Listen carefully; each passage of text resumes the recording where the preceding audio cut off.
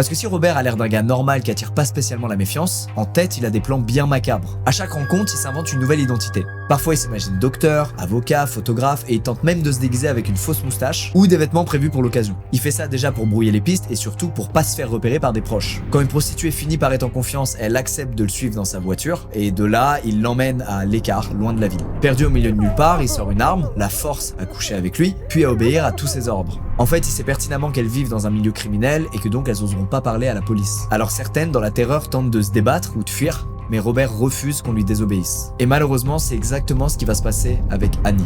Comme toutes les autres avant elle, il lui propose un rendez-vous avant de l'emmener en pleine nature. Là-bas, Robert sort une arme et lui demande de rester tranquille. Sauf qu'elle pousse un cri avant de prendre immédiatement la fuite. Robert réussit à la rattraper, l'attrape par les cheveux et la plaque au sol. Dans la panique, Annie sort un petit couteau qu'elle gardait toujours au fond de son sac et tente de frapper son agresseur. Mais il réussit à la maîtriser et récupère le couteau. Annie l'implore de ne pas lui faire de mal, mais c'est trop tard, le monstre a déjà pris sa décision. Et malgré les cris de détresse, Robert poignarde la jeune fille à plusieurs reprises, jusqu'à ce qu'elle n'émette plus le moindre son.